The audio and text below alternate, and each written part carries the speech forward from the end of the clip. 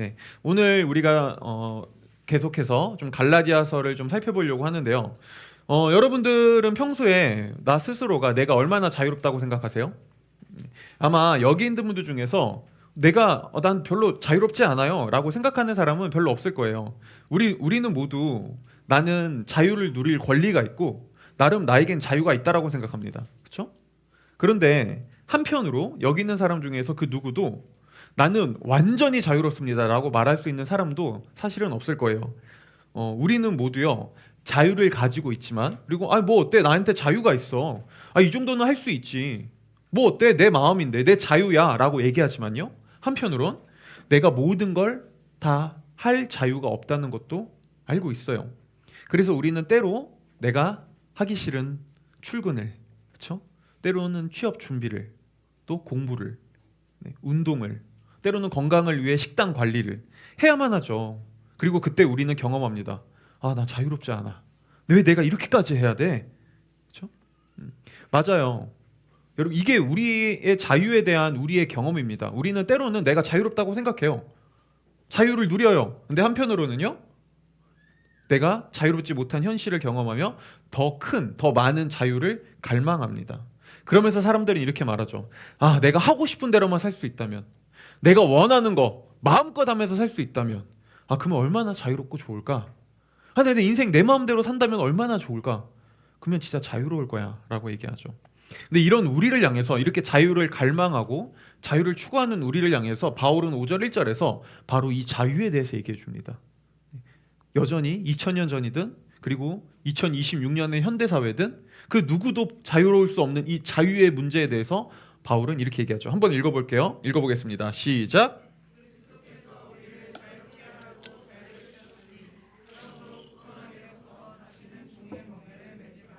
네, 여러분, 지금 바울이 무슨 얘기하고 있는지 아나요? 바울은요, 구원의 목적이, 하나님이 저와 여러분들을 구원하신 목적이 자유에 있다고 얘기해요. 우리를 자유롭게 하기 위해서요. 근데 여기서 우리 5장 1절의 이 말을 조금 더 살펴볼 필요가 있는데요. 만약에 바울이 그냥 우리에게 자유만을 얘기하고자 했다면 그는 이렇게 말할 수 있었어요. 예수님께서 우리를 위해 죽으신 이유는 그리스도께서 우리에게 자유를 주셨습니다. 이렇게만 얘기할 수 있었습니다. 그렇죠? 충분하잖아요. 이 말로. 그리스도께서, 여러분 자유를 원하시죠? 그리스도께서 우리에게 자유를 주셨습니다 라고 할 수 있었다고요. 근데 바울은 거기 하나를 의도적으로 또 덧붙이면서 이렇게 말해요. 그리스도께서 우리를 자유롭게 하려고 자유를 주셨습니다. 이게 도대체 무슨 말이죠? 왜 자유롭게 하려고 자유를 주었다라고 말하죠? 사실 이 말은요, 신학적으로도 그렇고 이 말은 굉장히 의미심장하고 굉장히 중요한 말입니다. 여기에는 굉장히 깊은 의미가 담겨 있어요. 이 말을 조금 쉽게 풀이해서 설명드리면 이와 같습니다. 그리스도께서 우리에게 자유를 주신 이유는 우리가 그 자유를 진짜 누리고 만끽하게 하기 위해서입니다 라고 말하고 있었다고요. 자, 그럼에도 여전히 이 말이 쉽게 이해되지 않으실 거예요. 조금 더 설명드려 볼게요. 우리가 살아가는 세상에서 사람들은요, 자유를 수단으로 사용합니다. 자유가 수단이 된다는 건 이런 거예요. 나는 내 자유를 가지고 이걸 할 거야. 그렇죠? 이때 자유는요, 수단이 되는 거예요. 나는 내 자유를 가지고 회사 그만둘 거야.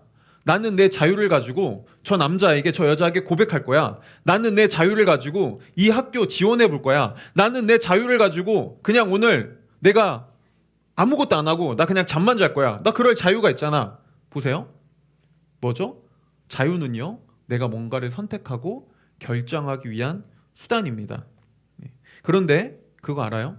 여러분, 자유가 내가 무엇인가를 결정하고 선택하기 위한 수단이 될 때, 아이러니하게도 우리는 내가 원하는 것을 더 얻기 위해, 내가 좋아하는 것을 더 자유로 선택할 때, 내가 내 자유를 가지고 나에게 행복을 가져다 줄 거라는 어떤 결정을 할 때, 오히려 우리는 자유를 뺏깁니다. 뭐 어때? 이건 내 자유야. 나 자유 가지고 이거 할 거야 라고 한 순간 우리는 오히려 자유를 빼앗긴다고요. 자, 예를 들면 이렇게 말하는 사람이 있다고 해보자고요. 이게 저예요. 이게 제 얘기예요. 왜 내가 이렇게 남의 밑에서 이렇게 고생하면서, 왜 내가 출근 시간 퇴근 시간 딱딱 지켜가면서 왜 내가 이렇게 살아야 돼? 나도 내가 하고 싶은 목회가 있고 내가 하고 싶은 거 있는데, 내가 하고 싶은 거 할 거야. 라고, 나 스타트업 할 거야, 나 내가 개척할 거야 라고 해서 어, 잘 다니던 교회에 부목사로 생활하는 걸 그만두고 개척을 했다고 해보자고요. 아니면 어떤 사람이 회사를 잘 다니다가 스타트업을 시작했어요. 자, 그럼 내가 사장이 되면 자유로울까요? 아니요. 여러분, 이제 우리 교회가 올해 들어서 처음으로 이제 사업자 등록을 하고 이제 정식 절차를 다 거쳤거든요. 아니, 할 일이 너무 많아요. 오래되니까 여러분들 세금 계산 이거 제가 직접 다 해야 되죠. 신고해야 되죠. 세무사 찾아가야 되죠. 통장 개설해야 되죠. 통장 개설하는데도 이제 이게 법인으로 통장을 개설하니까 너무 할 게 많아요. 시간을 너무 많이 뺏겨요. 아니, 예전에는 이런 거 몰랐어요. 아니, 이렇게까지 목사가 하는 일이 많아야 돼? 이렇게까지 행정 업무가 많아? 그때는 다른 분들이 업무가 분담되어 있으니까 다른 분들이 해줬거든요. 그렇죠? 여러분, 사장이 되면 자유로워요?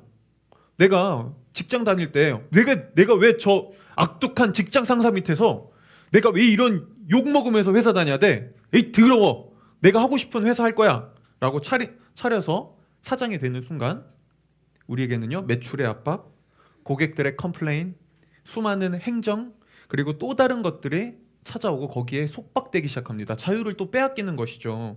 그렇죠? 자, 그러면 아무것도 안 하고 백수로 살면 그러면 자유로울까요? 아니요. 백수가 되는 순간 우리는 사람들의 시선에서 자유로울 수 없고요. 또 점점 떨어져가는 내 통장 잔고에서 자유로울 수 없고요. 그 다음에 미래에 대한 불안감에서 자유로울 수 없죠. 보이세요? 자유가 수단이 돼서 나 내 자유를 가지고 이걸 할 거야 라고 하는 순간 우리는 오히려 자유를 누리지 못합니다. 자유를 뺏깁니다. 왜 그냐면 내가 자유를 가지고 선택하는 것들이 나를 진짜 자유롭게 하기에 불완전하고 한계가 있고 거기에는 문제가 있거든요. 나름대로의. 바로 이게 오늘 바울이 그리스도께서 우리를 자유롭게 하려고 자유를 주셨습니다 라고 말한 거예요. 그러니까 바울은 이렇게 얘기하고 있었던 것이죠. 여러분들이 자유를 가지고 그리스도를 선택할 때, 그분을 의지할 때 여러분들은 진짜 자유를 경험할 수 있습니다라고요. 그럼에도 불구하고 많은 사람들에게 이 말이 그렇게 와닿진 않을 거예요. 왜냐하면요, 많은 사람들이 자유에 대해서 이런 오해를 하거든요. 아니, 그게 어떻게 자유예요? 아니, 나는 그건 교회 다니면 오히려 자유 더 못 누릴 것 같은데요? 아니, 교회 다니니까 오히려 내가 하고 싶은 거 더 못하고 때로는 억지로 해야 되고, 아니, 하지 말라는 것도 너무 많고, 그게 어떻게 자유가 될 수 있는 거죠? 오늘 우리는 그럼에도 불구하고 어떻게 이 기독교가, 그리고 복음이 우리에게 진짜 자유를 가져다 줄 수 있는지에 대해서 좀 얘기하려고 하는데요. 여기에 대해서 살펴보기 위해 오늘 크게 두 가지를 이야기하려고 합니다. 먼저 첫 번째는요, 자유에 대한 세상의 오해와 한계에 대해서 이야기할 거고요. 두 번째는요, 복음이 우리에게 어떻게 자유를 가져다 주는지, 그 중에서도 특별히 세 가지에 대해서 좀 얘기하려고 합니다. 복음이 우리에게 가져다 주는 자유, 첫 번째는 확신의 자유, 두 번째는 평가의 자유, 세 번째는 사랑의 자유요. 먼저 첫 번째입니다. 오늘날 사람들은요, 자유라고 할 때 이런 걸 생각해요. 누구나 다 이렇게 얘기합니다. 자유라고 하면은요, 아니, 자유는 내가 원하는 대로, 내가 하고 싶은 대로, 그 누구의 영향도 받지 않고 그냥 내 마음껏 사는 게 자유 아닌가요? 나는 자유는 그런 거라고 봅니다. 내가 하고 싶은 대로 살아야죠. 그리고 실제로 우리가 살아가는 세상에서도요, 사람들은 자유라고 할 때 그런 걸 말합니다. 야, 너 자유를 원해? 네가 하고 싶은 대로 살아야지. 네가 원하는 대로 사는 게 자유야. 너 지금 네가 원하는 대로 살지 못해? 너 자유롭지 못하구나 라고요. 여러분, 근데 정말 자유가 내가 원하는 대로 사는 것, 내가 하고 싶은 대로 살면 정말 자유로울까요? 아니요. 이 문제는 그렇게 단순하지 않습니다. 왜냐하면 많은 순간 내가 원한다는 것은요, 때로 서로 충돌해요. 이거 서로 모순을 가지고 있다고요. 자, 어제도 저는 우리 교회 2세와 함께 새벽 축구를 갔다 왔는데요. 어제 새벽 4시 반에 일어나서 그다음 새벽에 나가서 축구를 나갔어요. 여러분, 항상 아침 축구를 나갈 때 제 안에서 일어나는 일이 뭔지 아나요? 새벽 5시, 새벽 4시 반쯤에 알람이 울립니다. 새벽 기도는 안 나가는데 새벽 축구는 나가요. 근데 어쨌든 새벽에 알람이 울립니다. 그러면 저에게는 첫 번째 원함이 찾아옵니다. 와, 그냥 자고 싶다. 오늘 날씨도 영하 한 9도, 막 영하 8도 이러는데 내가 이런 날 이렇게까지 축구를 해야 돼? 그냥 좀 잘까? 라는 원함이 나옵니다. 그쵸? 그 제 원함이에요. 근데 그 한켠에 또 다른 원함이 찾아옵니다. 그래도 나가서 축구하면 또 재밌겠지? 또 뛰면 즐겁잖아. 또 축구도 하고 싶은데. 자, 물어볼게요. 뭐가 진짜 제 원함이죠?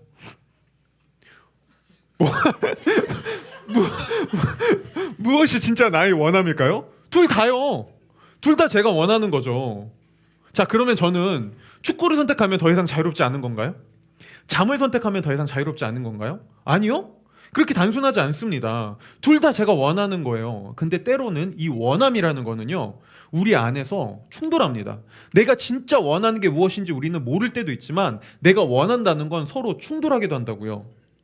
그리고 우리는 자유라고 해서 모든 걸 다 선택할 수 없습니다. 때로는 자유를 가지고 내가 원하는 것 중에서도 무언가 하나를 선택하고 뭔가 하나를 포기해야만 해요. 그렇죠? 근데 우리는 인생에서 이런 순간들 너무 많이 경험하죠. 예를 들어서 여러분, 야식만 해도 그렇지 않아요? 다이어트를 할 때 야식 먹고 싶어. 오늘 치킨이 땡겨. 원함이죠. 하지만 한편으론 야, 너 이러지 마. 너 이러면 안 돼. 너 지금 이러면 건강 안 좋아지고 너 다이어트 중이잖아. 그건 원함이 아니냐고요. 그것도 원함이죠. 바로 이게, 야, 네가 원하는 대로 해. 그러면 자유할 수 있어. 이 말이 그렇게 단순하지 않은 이유입니다.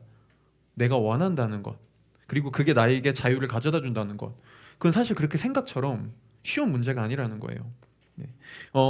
또 내가 원하는 대로 사는 게 우리에게 진정한 자유를 가져다 줄 수 없는 두 번째 이유는요, 때로는 나는 지금 이걸 원해, 이거 하면 난 자유로워 라고 해서 선택했던 게 시간이 지나고 보니 나를 더 자유롭지 않게 해주고, 어떤 때는 내가 이걸 꼭 이렇게까지 해야 돼? 이건 내가 원하는 게 아니야 라고 내가 원하지 않았지만 그거를 인내하고 행했을 때 시간이 지났더니 그게 나에게 더 큰 자유를 가져다주는 그런 일들이 우리 인생에서 일어난다는 거예요. 예를 들면 입시 수험생이 있다고 해보자고요. 자, 여기 계신 분들도 다들 그 수험생으로 살아보셨겠지만, 여러분들 입시 준비할 때 공부하고 싶어서 하는 사람이 얼마나 있어요. 정말로 마음속에서 공부 원해서 우러나와서 하는 사람이 얼마나 있냐고요. 다 우리는 공부 원하지 않습니다. 우리가 원하는 건 뭐죠? 더 놀고 싶고, 더 자고 싶고, 그냥 나도 친구들이랑 놀고 싶고, 유튜브 보고 싶고, 게임하고 싶고, 이게 우리 원함이죠. 자, 그래서 입시생이 있는데 한 친구는요, 내 원함대로 행했습니다. 그래, 난 내가 원하는 대로 살 거야. 게임하고 그냥 친구들이랑 놀고 공부 하나도 안 하고 시험 기간에도 그냥 막 늦잠 자고 그랬어요. 이거 한 친구는요, 내가 원하는 걸 참고 그럼에도 불구하고 꾹꾹 참으면서 열심히 공부했습니다. 그리고 이제 입시 원서를 내는 때가 다가왔어요. 자, 어떤 일이 일어날까요? 내가 원하는 대로 3년 내내 놀면서 그냥 내 시간을 자유롭게 보냈던 친구에게는 입시 원서를 낼 때 이제 내가 가고 싶은 학교에 입시 원서를 내지 못하는 자유가 빼앗기기 시작합니다. 근데 3년 동안 내가 원하지 않았던 걸 참고 인내했어요. 그랬더니 3년 뒤에 어떤 일이 찾아오죠? 내가 원하는 학교를 조금 더 자유롭게 선택할 수 있는 더 큰 자유가 찾아옵니다. 보이세요? 여러분? 이처럼 내가 원하는 대로 사는 게 나에게 자유로운 거야, 그게 진짜 자유야 라고 말하는 거는요, 그건 너무 단순합니다. 그건 너무 단편적이에요. 우리가 세상에서 경험하는 실제 자유라는 건 이것보다 훨씬 더 복잡하고 훨씬 더 다양하다고요. 자, 그렇다면 우리는 이렇게 생각해 볼 수 있습니다. 그러면 내가 원하는 게 꼭 나에게 자유를 가져다 주지 않는 거라면, 그러면 그냥 애시당초 아무것도 원하지 않고 아무것도 바라지 않고 그냥 되는 대로, 흘러가는 대로 그냥 현실에 맞춰서 그냥 살아가면 그게 진짜 자유인 건가요? 아니요, 그렇지도 않습니다. 왜냐하면 우리의 내면은요, 반드시 무엇인가 더 아름다운 걸 추구하고 갈망하고 원하게 되어 있거든요. 이걸 가지고 19세기의 유명한 스코틀랜드 설교자이자 수학자였던 토머스 찰머스는요, 이렇게 얘기했습니다. 제가 읽어드릴게요. 여러분은 여러분의 마음에 있는 가장 위대한 아름다움의 대상을 대체할 수는 있지만 결코 제거할 수는 없습니다. 여러분은 그것을 더 아름다운 대상으로 대체할 뿐입니다 라고요. 자, 이 말을 조금씩 더 쉽게 설명드리면 이와 같습니다. 여러분, 우리 안에서 내가 그 지금까지 살면서 그 무엇도 원하지 않고 갈망하지 않고 그 무엇도 바라보지 않고 살아간 적 있으신가요? 내 안에 나 저걸 얻고 싶어. 나 저게 있다면 너무 좋을 것 같아. 저거 너무 아름답다. 저걸 가지고 싶다. 이런 갈망 여러분 한 번도 가지지 않고 살아간 적이 있나요? 아니요. 우리의 내면은요, 우리 마음은 반드시 내가 아름답다고 여기는 무엇인가를 향하게 되어 있습니다. 그게 몸매든 외모든 사람들의 인정이든 돈이든 직업이든 학벌이든 우리는 자유를 가지고 내가 아름답다고 여기는 무엇인가를 선택하고 그것을 결정합니다. 그런데 문제는 뭐죠? 내가 내 자유를 가지고 내가 아름답다고 생각하는 무엇인가를 선택할 때마다 우리는 인생에서 무거운 짐을 지는 것 같은 멍해를 매기 시작한다는 거예요. 외모와 몸매를 아름다움으로 결정하는 사람은요, 끊임없이 외모와 몸매에서 오는 이 비교 의식에서 자유롭지 못하고요, 사람들의 인정을 갈망하고 선택하는 사람은요, 사람들의 시선과 평가에서 결코 자유롭지 못하고요, 돈을 갈망하고 원하는 사람은요, 돈을 얻기 위해 내 자유를 사용하고 희생하는 거에서 자유로울 수 없습니다. 모든 게 마찬가지입니다. 직업, 연인, 결혼. 내 자유를 가지고 내가 뭔가를 선택할 때, 고를 때 우리는 거기서 오히려 자유를 빼앗기고 명예를 매는 듯한 경험을 하기 시작해요. 제가 예전에도 예를 든 적이 있는데요. 영화 로키에 보면 여기 보신 분들도 있을 겁니다. 복싱 영화 중에서 굉장히 유명한 영화예요. 로키에 보면요, 이 로키가 권투 시합 도중에 거의 막 만신창이가 됩니다. 계속해서 두들겨 맞아요. 거의 죽을 것 같은 그가 이제 쉬는 시간 종이 울리고 잠깐 쉬는 타임에 이 코너로 돌아왔을 때 그의 연인이 그의 그 아내가 그를 향해 이렇게 말합니다. 꼭 이렇게까지 해야 해? 이제 그만 싸워. 당신 이러다 죽어. 라고요. 그때 로키는요, 다시 땡 하고 울리는 종소리에 맞춰 링으로 돌아가면서 그의 아내를 향해 이렇게 말합니다. 오직 링 안에 있을 때만 내가 살아있는 이유를 난 발견할 수 있어. 자, 여러분, 로키에게 지금 누군가가 너 이 권투 시합 무조건 해야 돼. 너 이 시합 포기하면은 내가 너의 가족을 모두 해하거나 내가 너를 죽일 거야 라는 협박을 했나요? 아니요. 로키에게는요, 얼마든지 흰색 타올을 던지고 경기를 포기할 수 있는 자유가 있었습니다. 그런데 그는 그 자유를 가지고 죽음을 무릅쓰고 다시 링으로 돌아갑니다. 왜 그럴까요? 그는 시합에서 이기는 것을 통해 나의 삶의 가치를 증명하려고 했거든요. 하지만 그 순간 그는 또 다른 멍해를 짊어질 수밖에 없었죠. 바로 이게 오늘 바울이 1절에서 예수님이 아니라 우리가 자유를 가지고 다른 것들을 선택할 때 결국엔 멍해를 질 수밖에 없다라고 얘기한 이유입니다. 우리가 자유로 선택하는 그 무엇도 나를 영원히 참되게 그 어떤 부족함도 없이 완전하게 자유롭게 해줄 순 없거든요. 거기엔 각자의 한계와 문제가 있거든요. 네.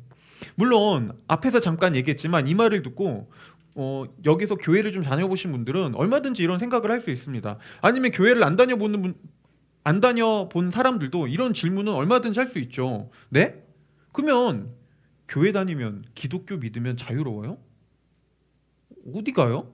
아니, 제 주변에 있는 사람들, 내 주변에 교회 다니는 사람들, 아니면 전 어릴 때부터 평생 교회를 다녀왔지만 아니 도대체 자유가 어디 있어요? 오히려 더 나를 속박하던데 내 시간을 할애해야 되고 내 삶을 할애해야 되고 때로는 돈도 내라고 하고 봉사하라고 하고 섬기라고 하고 도대체 거기에 무슨 자유가 있다는 거예요? 오히려 더 내 자유를 뺏기는 것 같던데요? 네, 바울은요 오늘 성경에서 교회를 다니면서 하나님을 믿으며 자유를 빼앗기는 이런 경험을 하는 것을 부정하지 않습니다. 그도 거기에 긍정합니다. 왜냐하면 우리가 복음을 잃어버릴 때, 우리가 복음을 떠날 때 우리는 자유를 빼앗기거든요. 그리고 이게 2000년 전 갈라디아 교회 안에 일어난 일이었습니다. 갈라디아 교회에 들어온 거짓 교사들은요, 갈라디아 교회 성도들을 향해 어느 순간부터 이렇게 말하기 시작했습니다. 당신 예수님 믿는다고요? 좋아요. 근데 그걸로 될 것 같아요?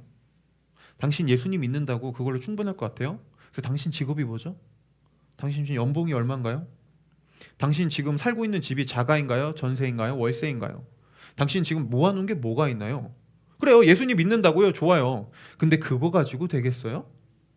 지금 내 삶의 모양과 형편이 이런데 이 꼬라지 가지고 그거 갖고 되겠어요? 충분하겠어요?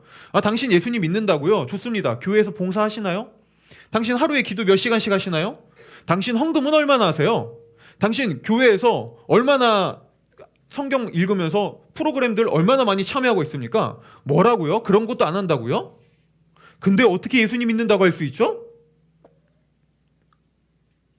그리고 그 순간 갈라디아 교회 성도들은요, 그 이야기를 듣고 이런 생각을 하기 시작했죠.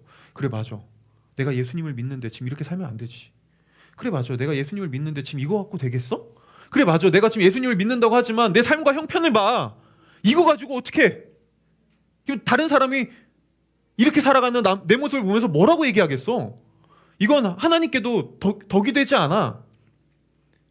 그렇게 그 순간 예수님을 떠나고 예수님에게서 멀어지기 시작했습니다.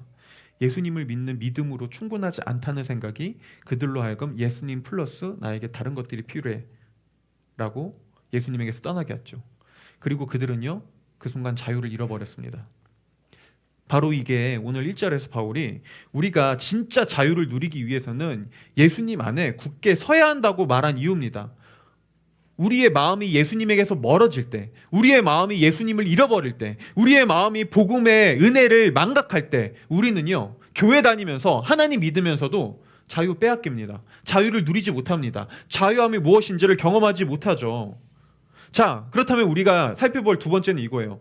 그러면 도대체 예수님 믿는다는 게 예수님이 우리한테 어떤 자유를 가져다 준다는 거예요? 그게 도대체 뭐가 자유라는 거예요? 자, 이게 우리가 살펴볼 두 번째 주제인데요. 예수님이 우리에게 주시는 자유는 먼저 첫 번째로 확신의 자유예요. 이걸 가지고 5절에서 바울은 이렇게 얘기합니다. 5절을 우리가 한번 읽어볼게요. 다 같이 읽어보겠습니다. 시작. 일반적으로 사람들이 생각하는 소망 하면은 사람들은 이런 걸 소망으로 생각해요. 나 올해는 2026년도에는 연애하기를 소망해. 나 2026년도에는 결혼하기를 소망해. 취업하기를 소망해. 이직하기를 소망해. 더 좋은 사람 만나기를 소망해. 자, 여기서 말하는 소망은 가능성에 대한 이야기죠. 이거는요, 이루어질 수도 있고요, 이루어지지 않을 수도 있습니다. 그런데 바울이 오늘 5절에서 말하는 소망, 이 엘피스라는 헬라어는요, 가능성에 대한 이야기가 아닙니다.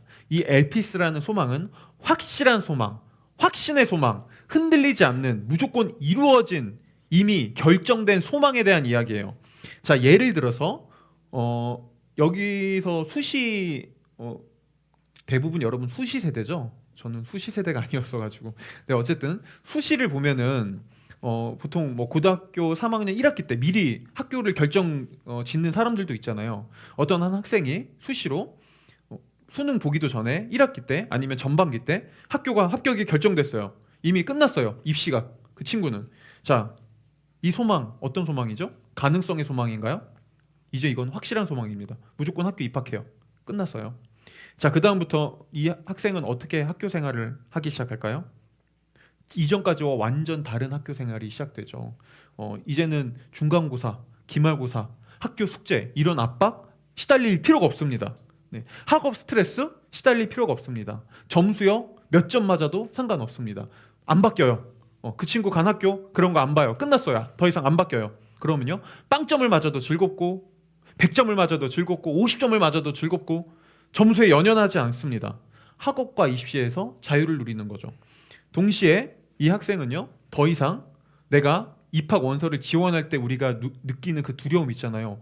혹시 내가 가나다군에서 이거 잘못 선택하면 어떡하지? 내가 잘못 지원하면 어떡하지? 이거 잘못 지원했다가 혹시 내가 괜히 오버했다가 떨어지면 나 다시 재수해야 되는데, 나는 그 선택의 두려움에서 벗어나기 시작합니다. 왜요? 이미 결정됐으니까요. 이미 소망이 확정됐으니까요. 그러면 이 학생에게 필요한 건 뭘까요? 기다리기만 하면 돼요. 입학 날까지요. 내가 합격한 그 학교에 들어갈 때까지 그냥 기다리기만 하면 돼요. 그리고 그 시간은 자유롭죠. 오늘 바울이 말하는 소망이요, 정확히 이와 같습니다.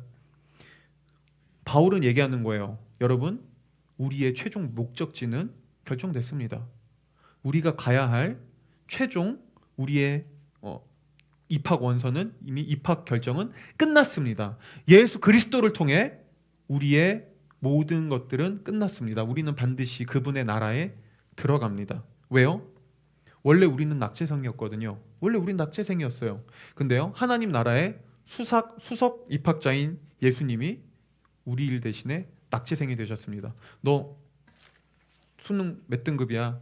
나 빵등급. 나 6등급. 그래? 나 1등급인데. 야, 내가 네가 될게. 내가 너를 대신에 낙제생이 될게. 네가 나를 대신에 수석으로 입학해. 우리에게 수석 합격증이 주어졌습니다. 바뀌지 않아요. 흔들리지 않습니다. 누구와 바꿀 수도 없습니다.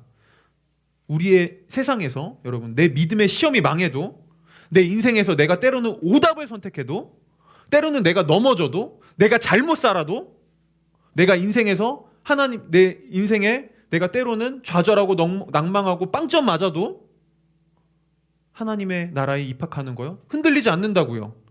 우린 반드시 그 나라에 들어갑니다. 결정됐다고요. 자, 여러분, 이 사실이 우리에게 어떤 의미를 가져다 주는지 조금 더 구체적으로 말씀드릴까요?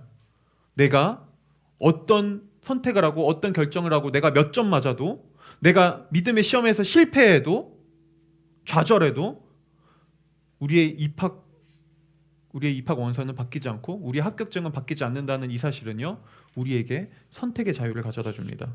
제가 목사하면서 가장 많이 듣는 질문 중에 하나가 뭔 줄 알아요? 바로 이거예요. 목사님, 저 뭘 선택해야 돼요? 저 A와 B 중에서 뭐 해야 되죠? 이겁니다. 여러분들도 대부분 이 질문 가지고 있을걸요? 근데 그때 저에게 이런 거 가지고 질문하는 사람 한 사람도 없어요. 목사님, 제가 저 자식 저거 너무 미워서 때리고 싶은데 저 자식 때리는 게 하나님의 뜻일까요? 아닐까요? 이거 가지고 묻는 사람 아무도 없습니다. 선택의 갈림길에서 저에게 뭔가 질문하는 사람들은요, 그런 누가 봐도 잘잘못이 아니라 애매한 문제. 목사님, 저 A와 B 중에서 어디 학교 가는 게 맞는 걸까요? 저 이번에 학교 A과와 B과 중에서 어디 들어가는 게 맞는 걸까요? 저 이번에 알바 이것도 됐고 저것도 됐는데 뭐가 좀 더 좋은 걸까요? 이런 애매한 거, 모호한 거 질문해요. 그리고 그런 거 질문할 때요, 저는 항상 되묻습니다. 이렇게요. 혹시 지금 하나님의 뜻을 묻는 이유가, 뭐가 하나님의 뜻일까요? 라고 묻는 이유가 진짜 하나님의 뜻이 궁금해서라기보다 내가 괜히 잘못 선택했다가 괜히 고생하기 싫어서, 괜히 삥삥 돌아갈 것 같아서, 괜히 내가 하나님의 뜻이 아닌 거 선택했다가 더 큰 고난 맞고 다시 되돌아가는 거 아닌가, 그런 두려움 때문에 하나님의 뜻 묻는 거 아니야? 그러면은 거의 대다수가 대답하지 못합니다. 왜요? 그런 마음이 있으니까요. 네, 맞아요. 여러분, 이게 뭘 보여주는지 아나요? 내 선택이 우리의 삶을 좌지우지하고 결정한다면 우리는 결코 온전한 선택을, 자유를 인생에서 누릴 수 없습니다. 우리 인생의 수많은 선택의 갈림길에서 우리는 끊임없이 두려워하고 불안하고 무서워할 수밖에 없어요. 오징어 게임에서 시즌 1 보면은 게임 중에서 유리다리 건너기 게임 아세요? 네, 이거 짤로도 많이 돌아다니잖아요. 유리다리를 건너요. 목적지가 저기예요. 수십 미터 위에서 사람들이 게임을 하는 거죠. 근데 두 개의 유리 다리판이 있는데요, 하나는 광화유리고 하나는 일반 유리입니다. 성인의 무게 견디지 못해요. 자, 둘 중 하나를 선택해야 합니다. 그때 사람들 어떡하죠? 막 자신 있게 건너나요? 그 누구도 못 건넙니다. 그 누구도 건너지 못하고 두려워서 벌벌벌 떱니다. 왜요? 내 선택이 내 인생의 엔딩을 결정하니까요. 사람들은 자유 못 누려요. 뭘 보여주는지 아시겠어요? 내 인생의 목적지가 내 선택으로 결정된다면, 나의 결정이 내 인생의 엔딩을 결정한다면 우리는 세상에서 자유 못 누립니다. 내가 혹시나 잘못된 선택해서 내 인생 망하면 어떡하지? 내 인생 끝나면 어떡하지? 내 인생에 불합격 통지서 받으면 어떡하지? 그 두려움 때문에 우리는 끊임없이 무서워해요. 그런데요, 우리의 목적지가 정해져 있다면요, 내가 때로는 바보 같은 선택을 해도, 잘못된 선택을 해도 내가 못난 선택을 해도 우리를 책임지시는 하나님이 우리를 반드시 그분의 목적지로 우리를 책임지시고 이끌어 가신다면요, 그러면 우리는 인생에서 선택의 자유를 경험하기 시작합니다. 우리는 그 부담감과 압박감에서 벗어나기 시작하죠. 왜요? 그게 내 인생을 결정하지 않으니까요. 이제 내 삶의 선택이 내 삶을 결정짓지 못하니까요. 우리는 최종 합격증을 받았으니까요. 물론 이 말을 듣고 이렇게 생각하는 분들도 있을 거예요. 목사님, 근데 그거는 삶에 너무 방종을 놨지 않나요?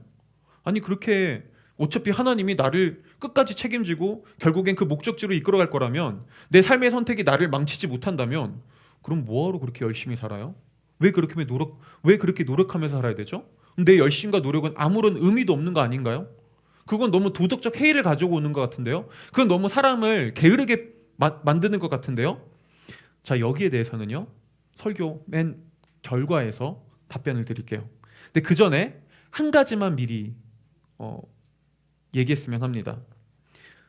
여러분, 만약 하나님이 그렇다면 우리 인생을 내 선택과 내 결정에 따라 우리 인생의 엔딩을 하나님이 결정하신다면, 여러분, 그런 하나님을 진짜 사랑하고 기뻐할 수 있겠어요? 내 인생의 엔딩을, 네가 이런 삶을 선택했고 네가 이런 삶을 결정했으니, 이런 결정을 내렸으니 나는 거기에 따른 결과값을 줄 뿐이다. 너의 선택에 대한 결과는 이거다. 너가 잘못 선택했으니 너의 인생은 지옥이다 라고 말씀하시는 하나님이 있다면, 그럼 여러분, 그런 하나님은 정말 사랑으로 우리가 믿고 그분을 기뻐하며 그분을 찬양할 수 있겠나요? 아니요. 그럴 수도 없습니다. 그런데 하나님이 내 모습과 내 형편과 내 실수와 내 인생의 실패에 상관없이 우리 삶의 자리를 그분이 결정하셨다면, 내가 너를 그럼에도 포기하지 않는다. 내가 너를 그럼에도 놓지 않는다. 내가 너를 반드시 가장 좋은 길로, 내가 너를 이끌고자 하는 그 길로 내가 너를 이끌어갈 것이다 라고 우리를 인도하신 하나님이 있다면, 적어도 우리는요, 그분께 감격할 수 있습니다. 그분의 사랑이 무엇인지를 경험하기 시작하죠. 그리고 우리는 그 사랑 안에서요, 인생을 용기 있게 담대하게 살아갑니다. 거기서 자유를 경험하는 것이죠. 바로 이게 예수님이 우리에게 주시는 첫 번째 자유, 확신의 자유입니다. 복음이 우리에게 가져다주는 두 번째 자유는요, 평가의 자유인데요, 이걸 가지고 6절에서 바울은 이렇게 얘기합니다. 우리 6절 또 한번 읽어볼게요. 다 같이 읽어보겠습니다. 시작.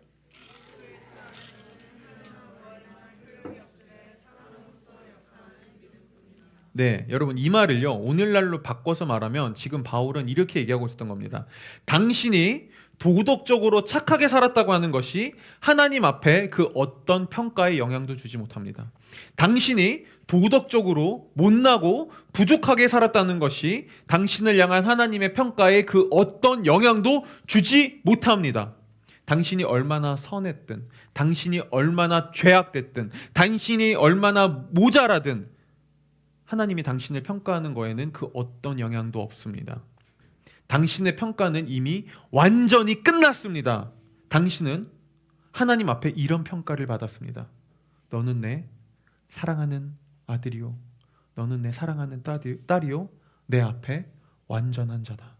너는 내 앞에 흠이 없고 내 앞에 언제나 의로우며 내 앞에 언제나 정결하며 내 앞에 그 어떤 부족함도 없다라고요. 여러분, 이 평가가, 하나님이 우리에게 이미 완벽한 완전한 평가를 내렸다는 이 사실이 우리에게 무엇을 가져다 줄까요?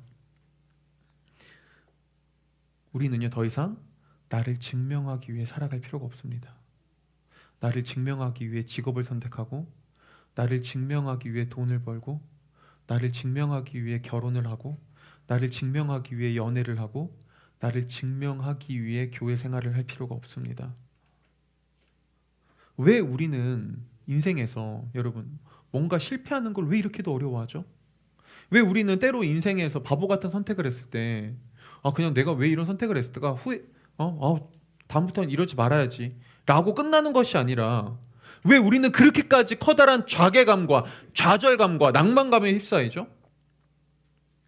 왜 우리는 어떤 중요한 선택과 시험과 결정을 앞두고 왜 그렇게까지 두려워하죠? 왜 그렇게까지 바들바들 떨죠? 때로는 그것 때문에 왜 잠을 이루지 못하죠? 혹시 우리 마음에 이런 생각이 있기 때문은 아닌가요? 내가 이 선택이 결국에 나를 증명할 거야. 이 결과로 사람들이 나를 평가할 거야. 지금 내가 이루는 내 삶의 열매로 나는 세상에서 평가받을 거야. 이것 때문은 아닌가요? 내 삶의 결과가, 내가 무엇을 이루었는가가 나의 존재 가치를 결정하고 평가하는 기준이 되는 것이죠. 그리고 이거는요, 우리 인생의 엄청난 무게와 짐으로 다가옵니다.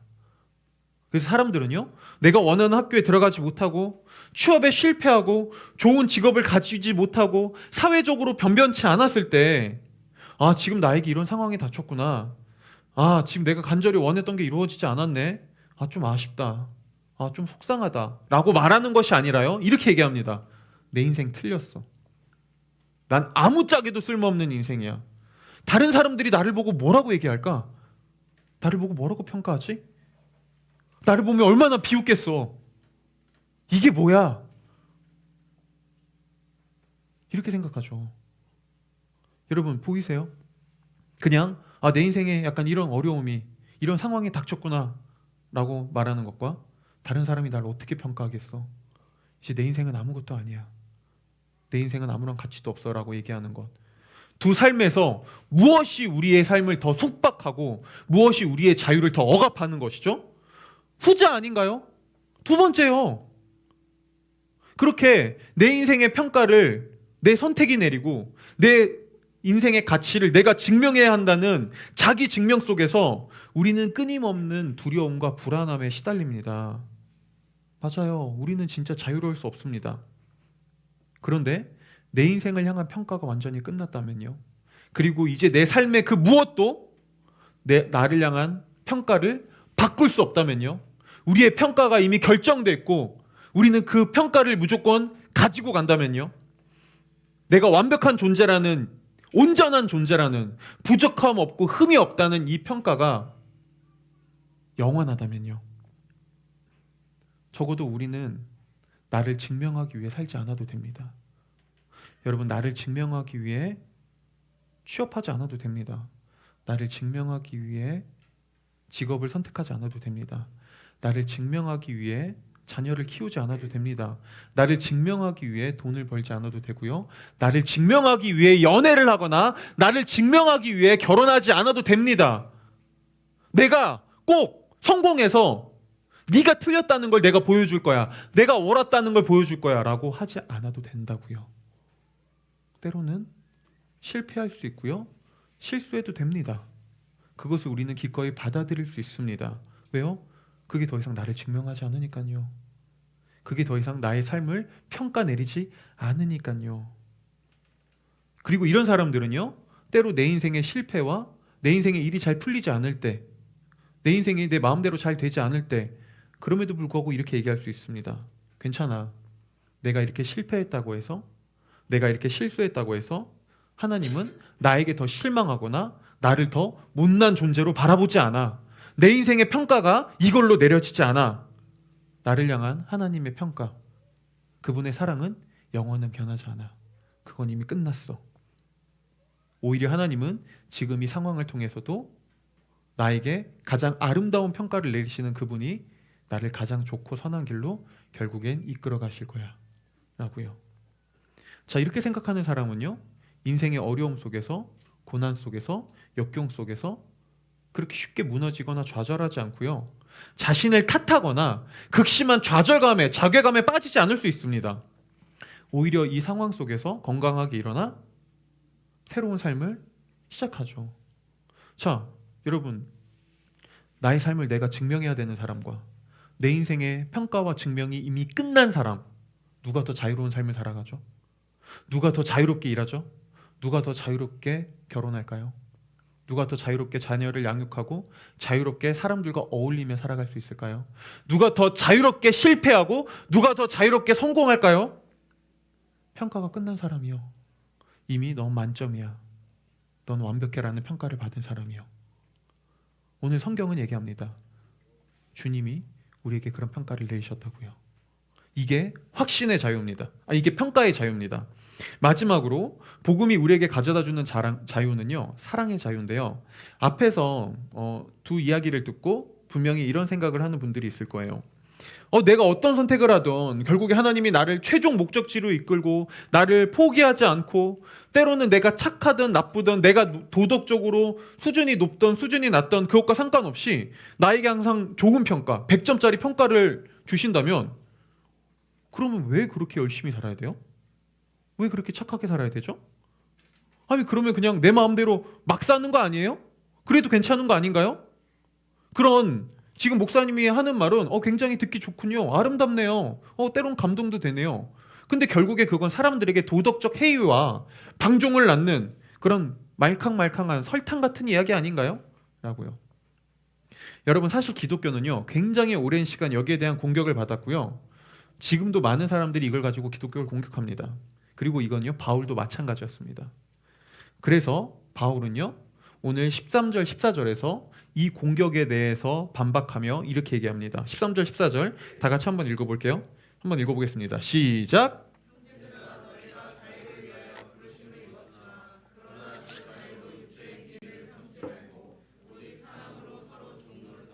온 율법은 내 이웃 사랑하기를 내 자신같이 하라 하신 한 말씀에서 이루어졌나니.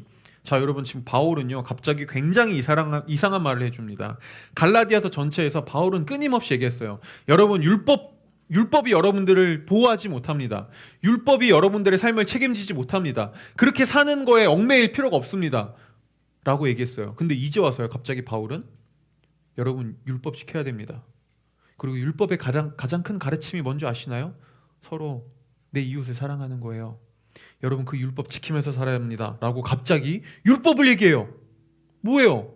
갑자기 이제 와서 율법 지킬 필요 없다고 앞에서 쭉 얘기했다가 이제 와서 갑자기 율법 지켜야 한다뇨. 사실 근데 이거는요, 그렇게까지 이상한 말은 아닙니다. 왜냐하면 사랑 안에서 이게 가능하거든요.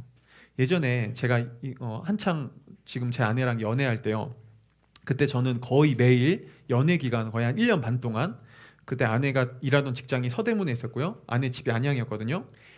매일 거의 하루도 빠짐없이 아내 직장에서 안양까지 데려다 줬어요. 그리고 그때 아내가 했던 일이 꽤 일이 많아가지고, 그때 아내가 진짜 빨리 끝나면 10시, 오후 10시요. 그 다음에 진짜 평균이 자정, 그 다음에 좀 늦게 끝나면 새벽 1시, 2시에 끝났어요. 그럼 저는 거기 아내 회사 앞에 있는 24시간 카페에서 책 읽거나 설교 준비하면서 기다렸다가 항상 새벽에 데려다 줬죠. 매일매일 하루도 빠짐없이요. 네. 결혼 전까지. 아니, 결혼해서 이제 데려다 줄 필요가 없으니까 안 한 것뿐이에요. 네. 네. 그런데 저는 그때 매일 그렇게 아내를 서대문에서 안양까지 데려다 주면서, 그래도 그 새벽에 한 번도 이렇게 생각한 적이 없습니다. 뭐야, 내가 겨우 이 짓이나 하려고 연애하는 거야? 내가 이 사람 운전기사야? 이게 뭐 하고 있는 거야? 라고 한 번도 생각한 적이 없습니다. 그런데 만약에 당시에 제 아내가 저한테 이렇게 얘기했다면 어땠을까요? 이봐요, 조재욱 씨, 저랑 결혼하고 싶나요? 좋아요. 그렇다면 조건이 있어요. 이제부터 매일매일 나를 빠지지 않고 우리 집까지 데려다 주세요. 한 번이라도 빠진다면 난 당신과 결혼할 수 없어요. 당신이 나에게 얼마나 헌신하고 얼마나 희생하며 나를 얼마나 하루도 빠짐없이 나를 그 집까지 데려다 주는지 그거 바라보고 그걸 내가 평가한 다음에 그때 당신과 결혼할지 말지를 결정할게요 라고 했다면요, 저는 겉으로 보이는 행동은 똑같았을 겁니다. 저는 똑같이 계속해서 매일매일 데려다 줬을 거예요. 하지만 제 마음은요, 완전히 달라졌겠죠. 저는 그 순간 이렇게 얘기하기 시작했을 겁니다. 뭐야, 내가 이러려고 결혼하는 거야? 내가 운전기사야? 내가 지금 뭐 하고 있는 거야? 그러다가 조금 힘들거나 피곤한 일이 있을 때 이런 두려움에 빠지겠죠.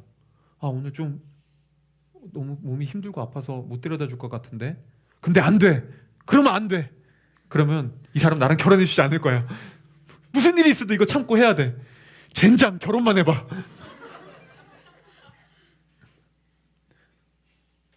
보이세요? 겉모습은 똑같습니다. 그런데 당신이 열심히 나에게 순종하면 그때 내가 거기에 따른 보상으로 결혼해 줄게요 라는 말 한마디에 모든 게 달라지기 시작합니다. 저는 제 자유를 온전히 모두 다 송두리째 뺏겨버립니다.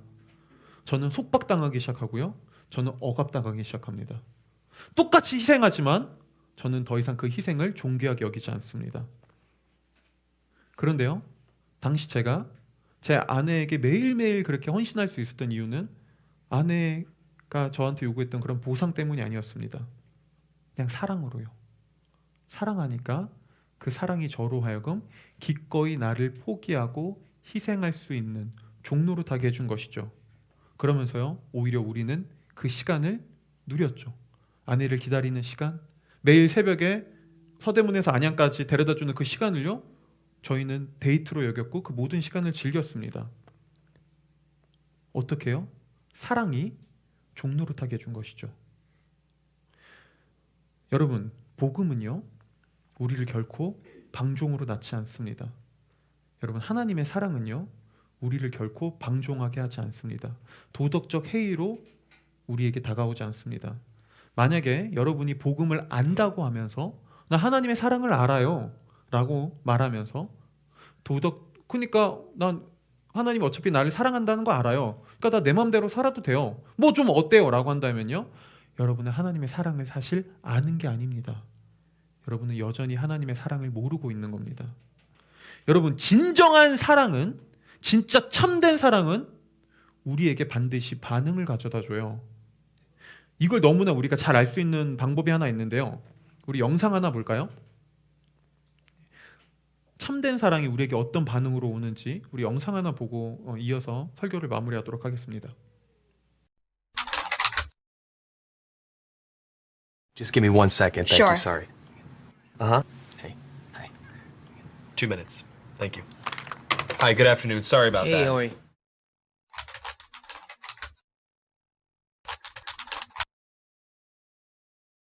Hi, nice Hi. to meet you. Nice to meet you as well. Have you ever done one of these interviews over the camera before? No. Well, let me tell you a little bit about the job to get started with. It's not just a job, it's sort of probably the most important job. The title that we have going right now is Director of Operations, but it's really kind of so much more than that. Responsibilities and requirements are really quite extensive. First category for the requirements would be mobility. This job requires that you must be able to work standing up most or really all of the time, constantly on your feet, constantly bending over, constantly exerting yourself, a high level of stamina. Okay. That's a lot. For how many hours? 135 hours to unlimited hours a week. It's basically 24 hours a day, 7 days a week. I'm sure you'll have a chance from time to time to maybe just sit down here and there, yeah? You mean like a break? Yeah. No, there are no breaks available. Is that even legal? Oh, yeah, of course, yeah. Okay. Yeah. So like no lunch. You can have or- lunch, but only when the associate is done eating their lunch. I think that's a little intense. No. Not possible. That's crazy. Now, this position requires excellent negotiation and interpersonal skill. We're really looking for someone that might have a degree in medicine, in finance, and the culinary arts. You must be able to wear several hats. Associate needs constant attention. Sometimes they have to stay up with an associate throughout the night. Being able to work in a chaotic environment, if you had a life, we'd ask you to sort of give that life up. No vacations. In fact, Thanksgiving, Christmas, New Year's, and holidays, the workload is going to go up, and we demand that with a happy disposition. That's almost cruel. That's almost a very, very sick, twisted joke. Worried about when there's time to sleep or Oh, no time to sleep. Yeah, all encompassing almost. That's exactly right. 365 days a year? Yes. No, that's inhumane. That's very insane. The meaningful connections that you make and the feeling that you get from really helping your associate are immeasurable. Also, let's cover the salary. The position is going to pay absolutely nothing. excuse me? No. Nobody's doing that for free. Yeah, You're pro crazy. bono, completely for free. No. What if I told you there's someone that actually currently holds this position right now? Billions of people, actually. Who? Moms. Yeah. Yeah. Moms. That's awesome. Oh. and they meet every requirement, don't they? Wow. Oh my God. Moms are the best.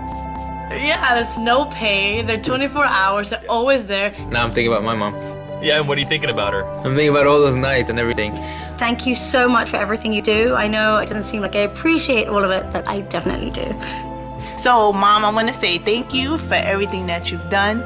I love you very much. You've been there through thick and thin. My mom is just awesome. She's awesome.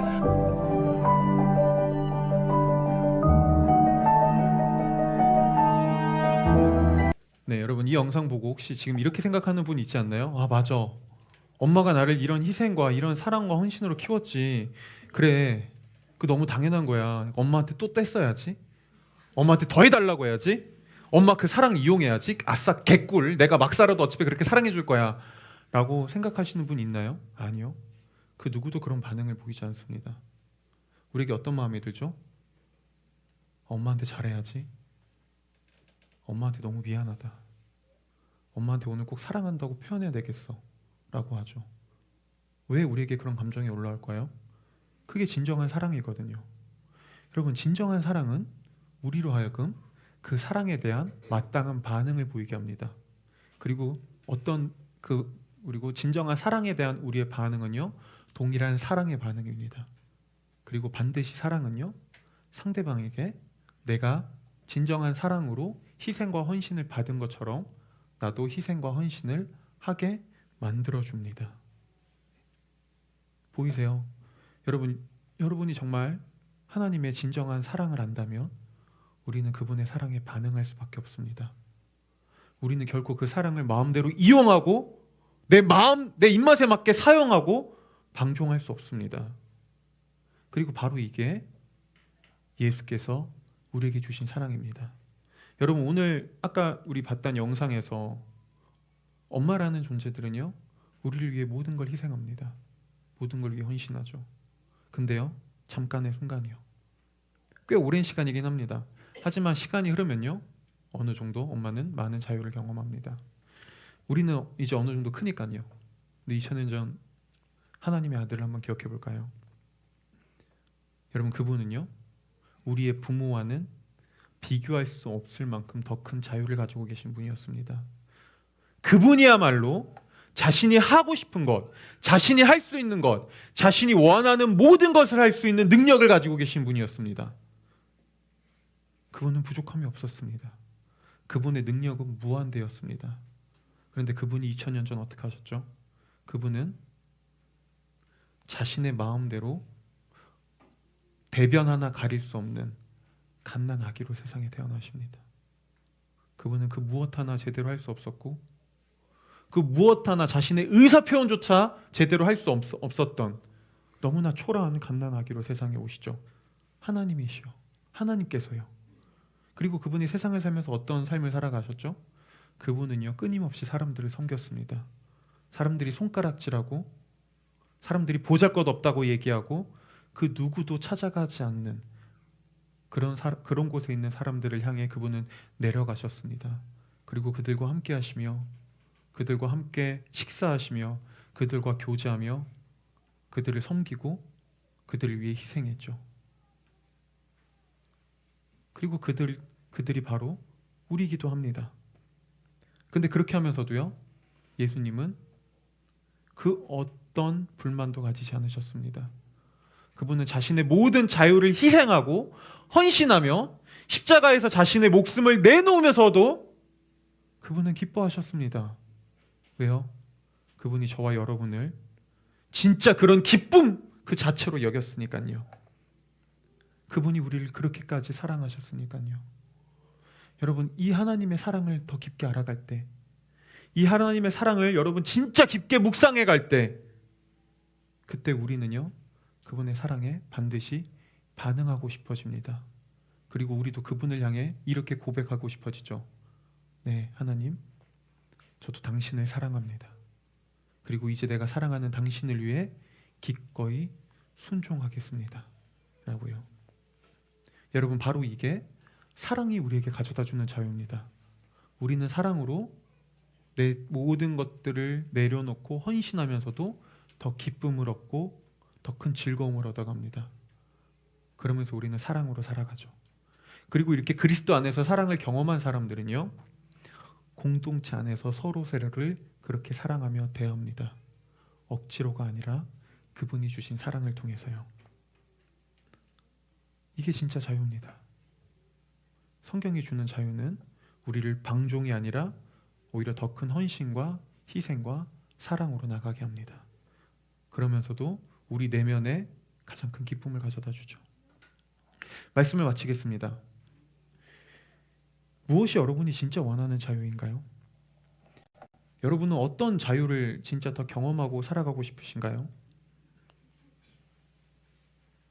오늘 성경이 이야기한, 바울이 얘기했던 그리스도께서 우리에게 진짜 자유를 누리게 하기 위해 우리를 자유롭게 하셨습니다 라고 했던 이 복음 안에 있는 예수님의 자유가 진짜 나에게 필요한 그 자유 아닌가요?